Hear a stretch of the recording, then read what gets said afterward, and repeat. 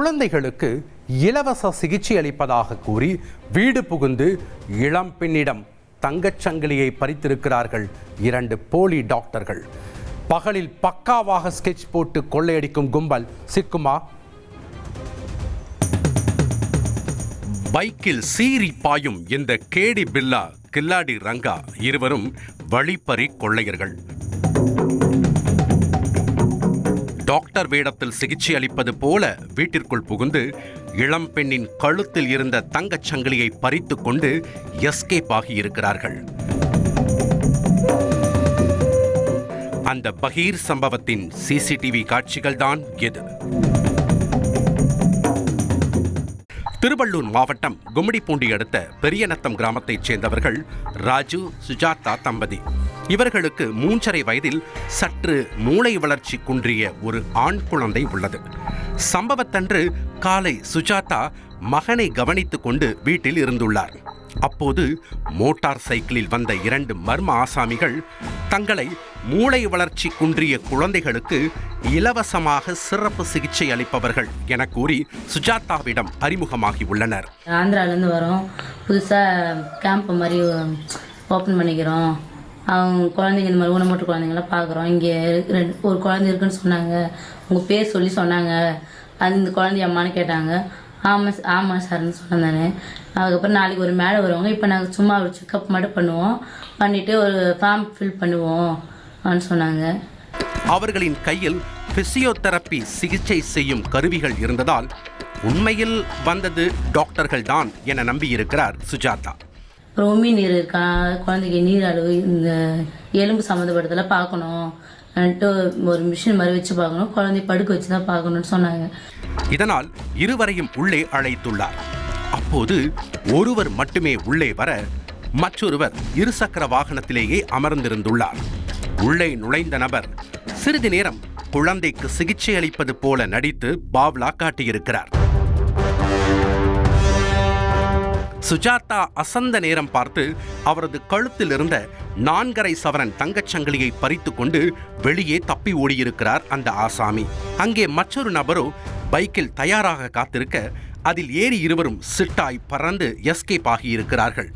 அப்போதுதான் வந்தது சிகிச்சை அளிக்கும் டாக்டர்கள் அல்ல, வழிப்பறி கொள்ளையர்கள் என்ற உண்மை சுஜாதாவுக்கு புரிந்திருக்கிறது. இதனை அடுத்து சுஜாதா கத்தி கூச்சலிட்ட நிலையில் அக்கம் பக்கத்தினர் அங்கு ஓடி வந்தனர். அதற்குள் அந்த இருவரும் மின்னல் வேகத்தில் தப்பிச் சென்றிருக்கிறார்கள். பார்த்துட்டு செக் பண்ணிட்டே இருந்தாங்க.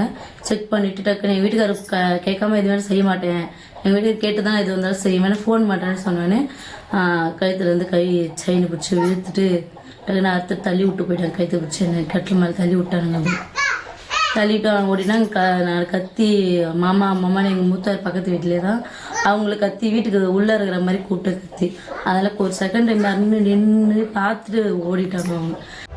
இது குறித்து ஆரம்பாக்கம் போலீசார் வழக்கு பதிவு செய்து மோட்டார் சைக்கிளில் வந்த 2 மர்ம ஆசாமிகளை தனிப்படை அமைத்து வலை வீசி தேடி வருகின்றனர். இந்த சம்பவத்தில் ஈடுபட்ட நபர்களின் புகைப்படங்களை கண்காணிப்பு கேமரா பதிவு காட்சி அடிப்படையில் சேகரித்து போலீசார் தற்போது வெளியிட்டுள்ளனர். கொள்ளை கும்பல் கைதான பிறகே அவர்கள் யார், என்ன, இதேபோல் எத்தனை பேரிடம் கொள்ளையடித்திருக்கிறார்கள் என்பதெல்லாம் தெரிய வரும்.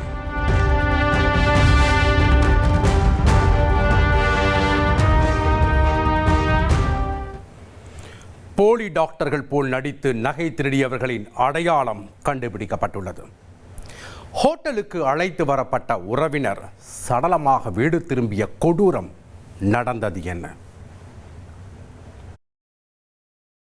கும்மிடிப்பூண்டியில் வீடு புகுந்து பெண்ணிடம் தங்க சங்கிலி பறித்த ஆசாமிகளின் புகைப்படம் வெளியிடப்பட்டுள்ளது. பெரியநத்தம் கிராமத்தைச் சேர்ந்த சுஜாதாவின் 3.5 வயது குழந்தைக்கு சிகிச்சை அளிப்பது போல நடித்து வீட்டுக்குள் சென்ற மர்ம நபர்கள் இந்த துணிகர கொள்ளையை அரங்கேற்றினர். இந்த சம்பவத்தில் ஈடுபட்ட நபர்களின் புகைப்படங்களை சிசிடிவி கேமரா காட்சிகளின் அடிப்படையில் சேகரித்து போலீசார் வெளியிட்டுள்ளனர். கல்லூரி மாணவிகள் சென்ற ஆட்டோ கவிழ்ந்து விபத்து. இதனால் அருகே சென்ற வாகனமும் விபத்திற்குள்ளானது. திருவண்ணாமலை அரசு கலைக்கல்லூரி மாணவிகளை ஏற்றி சென்ற ஆட்டோ சாலையில் கவிழ்ந்து சாலையோரத்தில் நின்று கொண்டிருந்த முதிய தம்பதி மற்றும் பைக் மீது மோதியது. இந்த விபத்தில் முதிய தம்பதி மற்றும் 2 மாணவிகள் படுகாயமடைந்தனர். இது தொடர்பான சிசிடிவி காட்சிகள் வெளியாகி பரபரப்பை ஏற்படுத்தியுள்ளது.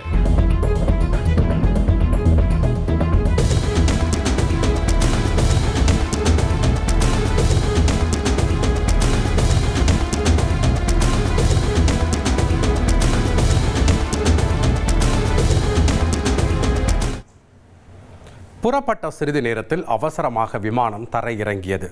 என்ன நடந்தது? நேபாளத்தின் தலைநகரான காத்மாண்டிலிருந்து துருக்கி தலைநகரான இஸ்தான்புல்லுக்கு புறப்பட்ட துருக்கி ஏர்லைன்ஸ் விமானம் அவசரமாக கொல்கத்தாவில் தரையிறக்கப்பட்டது. புறப்பட்ட 4 நிமிடங்களிலேயே விமானத்தின் வலதுபுற என்ஜினில் தீ விபத்து ஏற்பட வாய்ப்பிருப்பதாக விமானி அளித்த தகவலின் பெயரில் விமானம் அருகில் உள்ள கொல்கத்தா விமான நிலையத்தில் தரையிறங்க அனுமதிக்கப்பட்டது. இதையடுத்து விமானத்திலிருந்த 236 பேரும் பத்திரமாக வெளியேற்றப்பட்டனர். தொடர்ந்து விமானத்தை அதிகாரிகள் சோதனை செய்து வருகின்றனர். தாமதமாக வந்த மாணவர்களை ஆசிரியர் பிரம்பால் அடித்ததாக கூறப்படும் சம்பவம் பரபரப்பை ஏற்படுத்தியுள்ளது.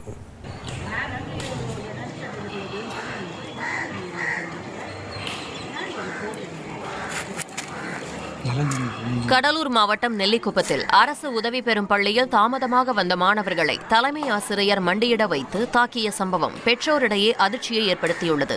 12ஆம் வகுப்பு மாணவர்களுக்கு தினமும் சிறப்பு வகுப்புகள் காலையில் நடத்தப்பட்டு வரும் நிலையில் பல மாணவர்கள் இந்த வகுப்புக்கு வருவதில்லை என கூறப்படுகிறது. இதுகுறித்து பள்ளி நிர்வாகம் கண்டித்த நிலையில் சிறப்பு வகுப்புக்கு வராத மாணவர்களை தலைமை ஆசிரியர் பிரம்பால் தாக்கிய காட்சிகள் வெளியாகியுள்ளன.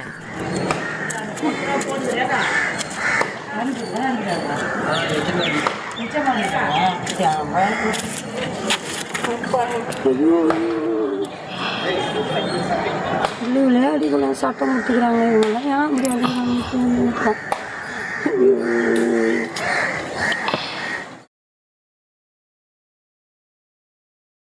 செல்லாவூர் பகுதியில் விளைநிலங்களை சேதப்படுத்திய காட்டு யானைகள் குடியிருப்பு அருகே நடந்து செல்லும் சிசிடிவி காட்சிகள் வெளியாகியுள்ளது.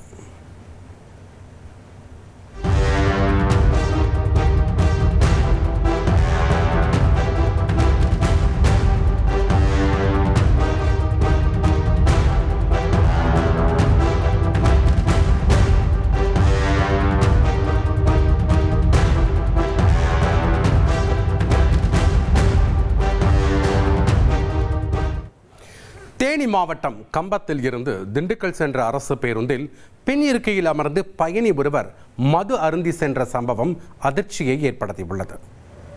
தேனி மாவட்டம் கம்பத்தில் இருந்து திண்டுக்கல் நோக்கி சென்ற அரசு பேருந்தில் தேனி புதிய பேருந்து நிலையத்தில் ஏறிய பயணி ஒருவர் பின் இருக்கை சீட்டில் அமர்ந்து கொண்டு மது அருந்திய சம்பவம் பயணிகளிடையே முகம் சிலிக்கும் வகையில் இருந்தது.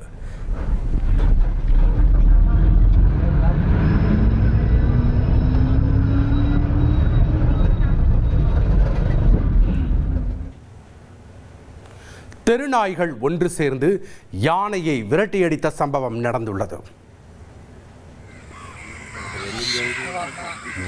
கேரளாவின் இடுக்கி மாவட்டம் தலையார் பகுதி குடியிருப்பில் புகுந்த ஒற்றை கொம்பன் யானை வாழை மற்றும் காய்கறி செடிகளை சேதப்படுத்தியது. இதனால் அப்பகுதியினர் அச்சமடைந்த நிலையில் அங்கிருந்த வளர்ப்பு மற்றும் தெருநாய்கள் ஒன்று சேர்ந்து விரட்டியதால் யானை வனப்பகுதிக்குள் சென்றது.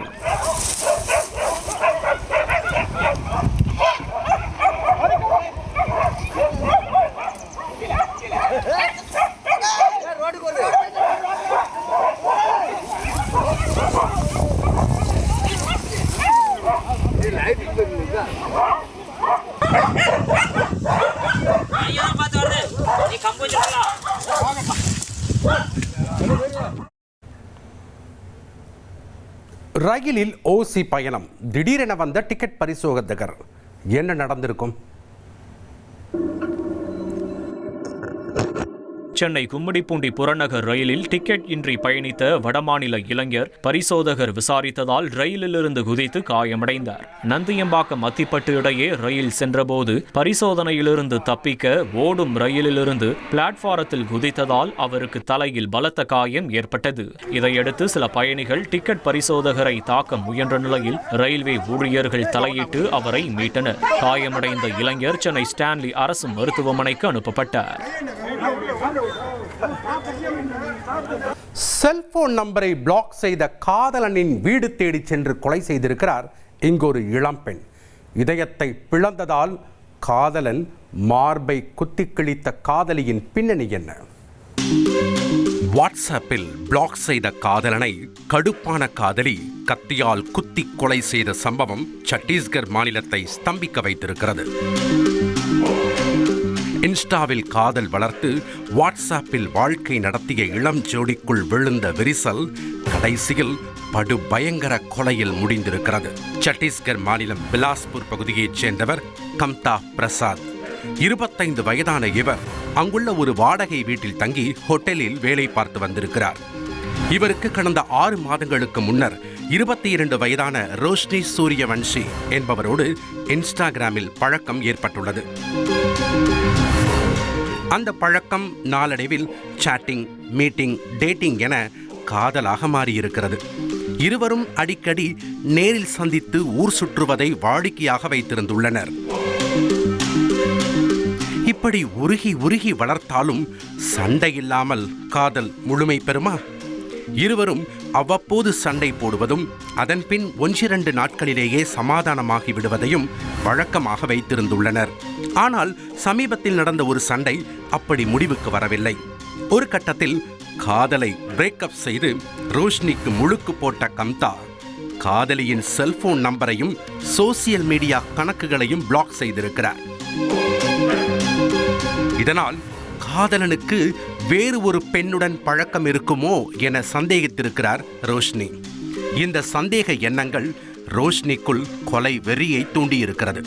சம்பவம் நடந்ததன்று ஒரு முடிவோடு காதலன் தங்கியிருக்கும் வீட்டிற்கு சென்றுள்ளார் ரோஷ்னி. அங்கே கதவு திறந்தவுடன் காதலனிடம் அவருடைய செல்போனை சோதனையிடுவதற்கு கொடுக்குமாறு உரிமையோடு கேட்டிருக்கிறார். ஆனால் கம்தா செல்போனை கொடுக்க மறுத்துள்ளார். இதனால் இருவருக்கும் இடையே தகராறு முற்றி இருக்கிறது. காதலனின் செயலால் ஆத்திரத்தின் உச்சிக்கே சென்ற ரோஷ்னி சற்றும் எதிர்பாராத நேரத்தில் மறைத்து வைத்திருந்த கத்தியால் காதலனின் மார்பை குத்தி கிழித்திருக்கிறார். அவ்வளவுதான். ரத்தம் தெறித்து கம்தா சம்பவ இடத்திலேயே துடிதுடித்திருக்கிறார். உடனே சத்தம் கேட்டு ஓடி வந்த ரூம்மேட்ஸ் அவரை மீட்டு மருத்துவமனைக்கு அழைத்துச் செல்ல முயன்றுள்ளனர். ஆனால் செல்லும் வழியிலேயே கம்தா பரிதாபமாக இறந்து போயிருக்கிறார். தகவல் அறிந்து சம்பவ இடத்திற்கு விரைந்த போலீசார் காதலனை கத்தியால் குத்தி கொன்ற காதலி ரோஷ்னி சூரியவன்ஷியை கைது செய்து தொடர் விசாரணை நடத்தி வருகின்றனர். அவர் அளித்த வாக்குமூலத்தில் காதலனை அச்சுறுத்தும் நோக்கத்திலேயே கத்தியை காட்டி மிரட்டியதாகவும் எதிர்பாராத விதமாக கொலை நடந்ததாகவும் ரோஷ்னி கூறியுள்ளார். கொல்லப்பட்ட கம்தா பாஜக பிரமுகர் ஒருவரின் நெருங்கிய உறவினர் என்பதால் இந்த கொலை சம்பவம் சத்தீஸ்கர் அரசியல் வட்டாரத்திலும் பேசுபொருளாகியுள்ளது.